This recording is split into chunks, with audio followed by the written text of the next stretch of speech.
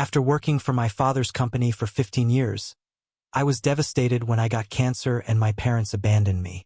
The $50 million inheritance that I desperately needed was given to my brother instead. My father justified this by saying, "He is my favorite child and needs it more." He added that I could earn money by working harder. Hearing these words from my father was unbearable, and I lost my composure. Overcome with sorrow, then I cut all the contacts and left the house. My name is Jonathan Reed, and I'm 38 years old. For as long as I can remember, I devoted my life to my father's company. Right after college, I jumped straight into the business, sacrificing late nights, vacations, and even a personal life to see it thrive. I thought I was doing the right thing. After all, family comes first. But when I needed that family most, they turned their backs on me. It all began with a phone call from my doctor. "Jonathan, you have stage 2 cancer." Those words hit me like a freight train. My world stopped. How could this happen? I was too young, and there was still so much I wanted to do. But life, as I quickly learned, doesn't wait for anyone. I reached out to my family, expecting support and understanding. Instead, my father's response was cold and distant. "Jonathan, you're strong. You'll figure it out," he said casually.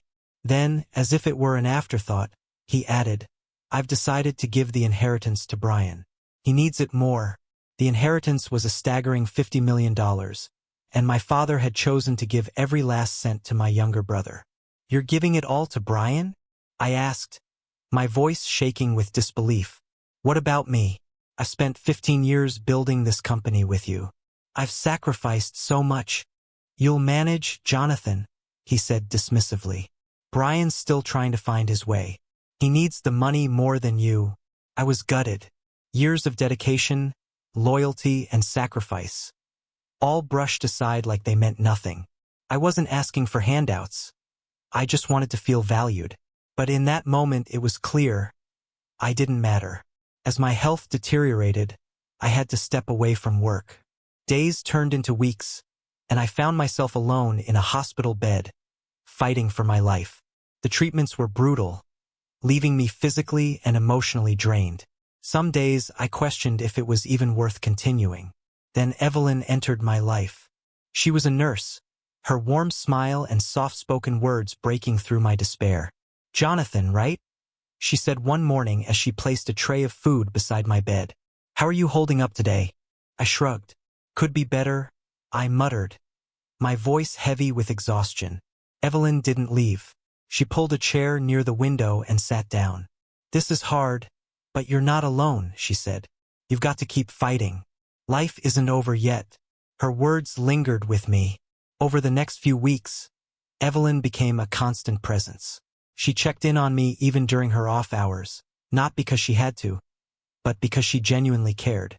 At first, I thought she was just being polite, but it became clear she saw something in me I couldn't see myself. One particularly harsh chemo session left me in tears. "Why bother?" I said to her one day, my voice cracking. "My family abandoned me. I have nothing left." Evelyn's expression softened, and she placed her hand on mine. "You've lost some things, Jonathan," she said gently, "but not everything. You still have yourself. You're stronger than you think." Her words lit a small spark inside me. I didn't want to be a man wasting away in a hospital bed, consumed by regret and bitterness. I wanted to live, not just survive, but truly live. When my treatment ended, I was no longer the same person. Evelyn had helped me see that I was more than the sacrifices I'd made for my family or the title I held at my father's company. She encouraged me to think about what I truly wanted in life. One afternoon, as we sat together in the hospital garden, she asked, "Have you ever thought about starting your own business?" I laughed bitterly. "With what?" I said. "My father's company was all I knew, and I don't have the money to start fresh." "Money isn't everything," Evelyn replied. "You have knowledge, experience, and drive. That's worth more than any inheritance." She was right. My father may have taken the $50 million and handed it to my brother, but he couldn't take the skills I'd gained from years of hard work. With Evelyn's encouragement, I decided to start over. This time, I would build something for myself on my own terms. It wouldn't be easy, but for the first time in years, I felt hopeful about the future. After months of soul-searching, I began brainstorming ways to start fresh. An idea slowly began to take shape, one that felt bold, ambitious, and completely my own. I realized I could use everything I had learned over the years to build something even greater than my father's company. Something that truly reflected who I was. A new beginning. Evelyn wasn't just my motivator. She became my partner in every sense of the word. She believed in me when no one else did, and together we planned, strategized, and worked tirelessly to bring my vision to life. We started small, building connections, pitching ideas to skeptical investors, and working out of a tiny shared office space. Every step was a struggle. There were moments when giving up seemed easier, when rejection piled up, and self-doubt crept in. But Evelyn was always there, steady and unwavering. "Jonathan," she would say with quiet confidence, "this isn't about proving your father wrong. It's about proving to yourself that you can do this." And she was right. Within a few years, our company grew beyond anything I had imagined. We expanded across multiple states, created hundreds of jobs, and gained recognition as a leader in our industry. Every milestone felt like a triumph over the doubts and betrayals of my past. The word of my success eventually reached my father. Mutual acquaintances mentioned that his company was floundering under Brian's leadership. They were drowning in debt, struggling to stay afloat, and desperate for help. One afternoon, my phone rang. Seeing my father's name on the screen sent a chill through me. I hadn't spoken to him since the day he dismissed me. Against my better judgment, I answered. "Jonathan," he began, his voice hesitant, almost timid. I'm sorry for how things turned out. We need your help." His words stirred a storm of emotions. Anger, sadness, and even a flicker of pity. I let the silence hang for a moment, collecting myself. "What do you want?" I asked, keeping my tone steady. He sighed heavily, his regret evident. "I made a mistake. The company is falling apart. Brian, he can't manage it. We need your expertise." His audacity stunned me. After abandoning me at my lowest and choosing Brian over me, he now wanted my help? "Why now?" I asked sharply. "You didn't care when I was fighting for my life. You handed everything to Brian. Why should I care now?" "I was wrong," he admitted softly. "I thought Brian needed it more, but I see now that I underestimated you. You've built something incredible, Jonathan. I'm proud of you." His words, meant to flatter, only hardened my resolve. Pride wasn't what I needed from him. Support, belief, and loyalty, those were the things he failed to give me when they mattered most. "I don't need your pride," I said firmly. "I needed your support when I was at my lowest, and you turned your back on me. Evelyn believed in me when no one else did. I've built a life I'm proud of. I owe you nothing." There was silence on the other end before he spoke again, his voice quieter. "If there's any part of you that still considers me your father, I'm asking for your help, for the family legacy." "Your legacy was never mine," I said bitterly. "I've built my own, and it doesn't include saving you or Brian from your mistakes." I ended the call, and for the first time in years I felt truly free. Free from their expectations, their betrayal, and their misguided sense of family. Moving on. Evelyn and I continued to grow our business, pushing boundaries and tackling new challenges. Every success was a reminder of how far I'd come. Not just professionally, but emotionally. I had risen above the pain and built something meaningful on my own terms. Months later, just as I thought I'd left my family's troubles behind, Evelyn walked into my office, her expression serious, phone in hand.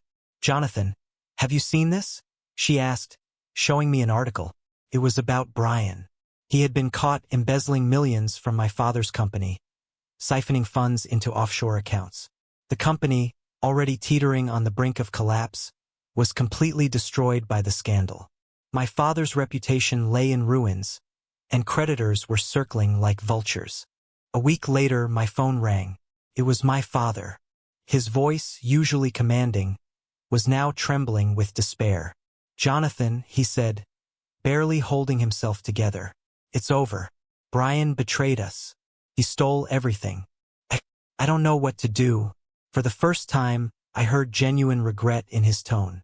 My father wasn't just asking for help. He was shattered, blindsided by the betrayal of the son he had chosen over me. Despite everything, a pang of pity hit me. He was still my father, and no one deserved to be humiliated like this. Let me think about it, I replied evenly, masking the storm of emotions churning inside me. Evelyn, standing nearby, raised an eyebrow as I hung up. You're not seriously considering helping them, are you? She asked, her voice sharp but understanding. I sighed, rubbing my temples. I don't know. This isn't about Brian anymore. It's about my father. He's lost everything. After wrestling with my thoughts, I made my choice. I wouldn't step in for Brian's sake, but for my father's. He was broken, and as much as I wanted to turn away, I couldn't.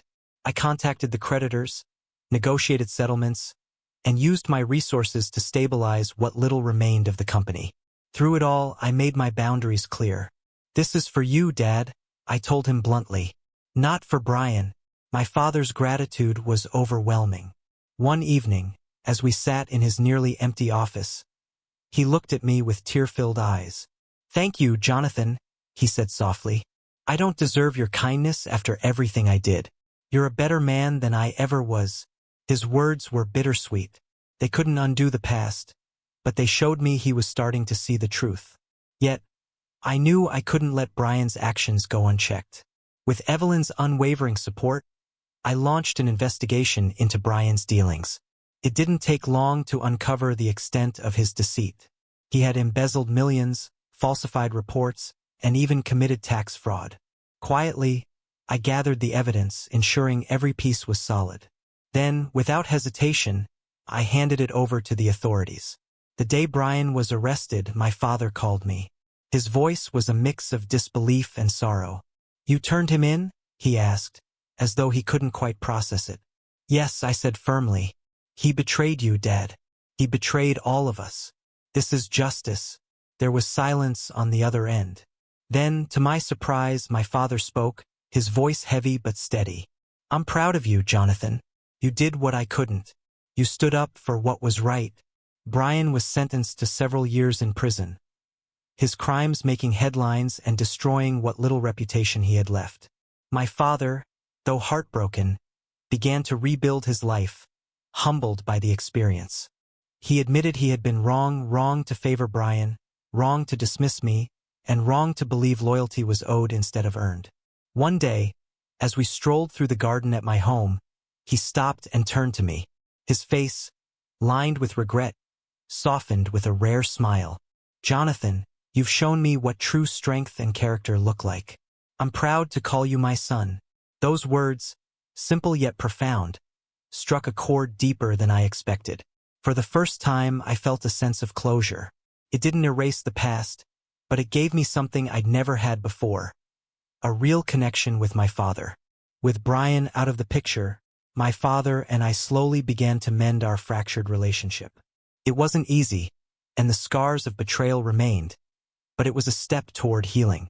Meanwhile, Evelyn and I continued to grow our business, pushing boundaries and tackling new challenges together. That evening, as I stood on the balcony with Evelyn by my side, the city lights stretching out before us, I felt a profound sense of peace. I had risen above the betrayals of my past. I had sought justice without losing my integrity, and in doing so, I had reclaimed not just my life but my identity.